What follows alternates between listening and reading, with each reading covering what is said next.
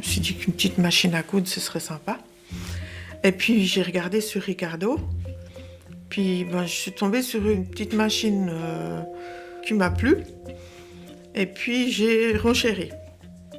Parce que sur Ricardo, on renchérit. Donc j'ai renchéri. Et puis, déjà la première chose qui m'a étonnée, c'est que j'ai renchéri qu'une fois, puis j'ai eu l'objet. Martine Glor est une habituée de Ricardo. Elle y achète et y vend souvent des articles de toutes sortes. En août dernier, elle confirme donc rapidement son achat et pour sa machine à coudre, elle paye 48 francs 25 plus 9 francs 50 de livraison, total 57 francs 75. Le paiement, je l'ai fait à une dame à Isérable. Son surnom sur Ricardo, c'était Wishlist. Madame Glor s'étonne quand même de cette wishlist qui lui fait penser à une autre plateforme de vente, Wish, une plateforme chinoise qu'elle connaît aussi.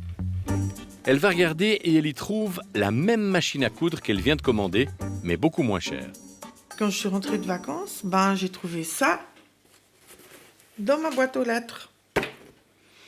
Et j'étais pas très contente parce que l'emballage était arrivé de Chine et puis en plus je l'avais payé 3 fois le prix qui était inscrit sur le site chinois. J'ai écrit à Ricardo en leur disant que je trouvais que c'était pas très normal.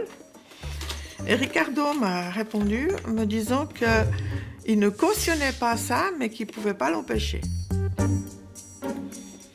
Donc voilà. Et puis sur Ricardo, on met des appréciations.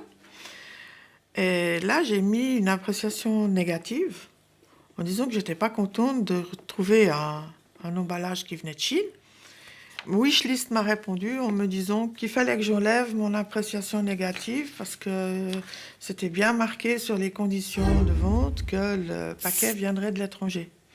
Mais c'était pas mentionné qu'il viendrait de Chine. Vous avez enlevé votre appréciation négative? Je l'ai laissée. Elle y est toujours.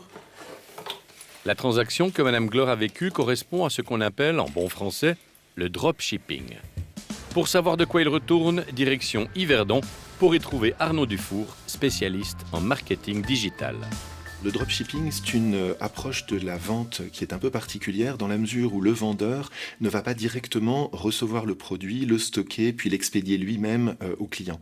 Ce qu'il va faire simplement, c'est qu'il va promouvoir le produit sur une plateforme, par exemple comme Ricardo ou sur son propre site de e-commerce. Et puis au moment où il reçoit une commande de ce produit, il va envoyer un ordre d'expédition à son fournisseur qui va expédier directement le produit au client final.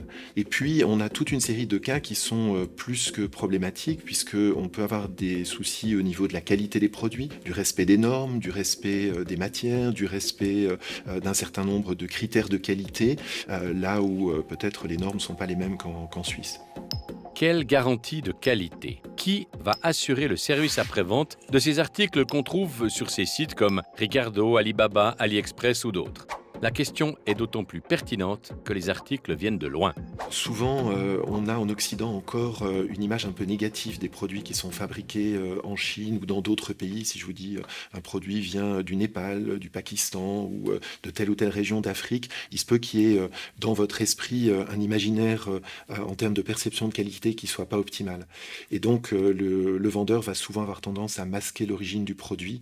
Ça permet aussi parfois de justifier un prix qui est plus élevé, puisque si on donne l'illusion que le produit est par exemple fabriqué en Suisse, on peut s'attendre non seulement à une qualité plus élevée, mais aussi à un prix qui est peut-être plus important. Il existe plusieurs façons de vérifier les multiples prix d'un article et les différentes plateformes de vente où on les trouve. Il y a même des applications pour ça sur smartphone. Donc là, j'ai fait une capture d'écran de la photo de l'article.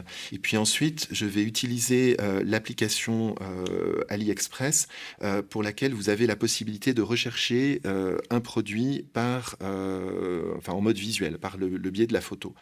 Donc j'active cette image, là vous voyez qu'il y a le filtrage qui intervient et il va automatiquement me retrouver la liste des produits qui sont sur AliExpress et pour lequel on commence à avoir là une idée d'un prix qui pourrait paraître correct, a priori quelque chose qui devrait tourner autour d'une vingtaine de francs.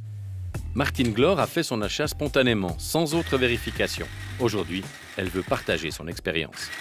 La faute à moi, j'ai qu'à faire attention. Mais aujourd'hui, cette machine, elle fonctionne? Oui. C'est un petit oui. Oui, non, c'est un petit oui, parce que c'est vraiment un petit jouet. Bon, moi, je voulais une petite machine qui fasse juste un petit ourlet. Ça me convient, mais combien de temps elle va durer? Est-ce qu'elle s'est fait avoir? Ah, alors, c'est une question un peu compliquée. D'une certaine façon, personne ne l'a forcé à acheter. Je pense qu'on est dans des cas quand même qui sont extrêmement limites, où on va abuser de la crédulité d'un certain nombre de consommateurs ou de consommatrices. Alors, à nouveau, c'est peut-être pas des choses qui sont illégales. Néanmoins, entre la légalité et puis la moralité de ces pratiques, je pense qu'il y a des questions qu'on peut se poser.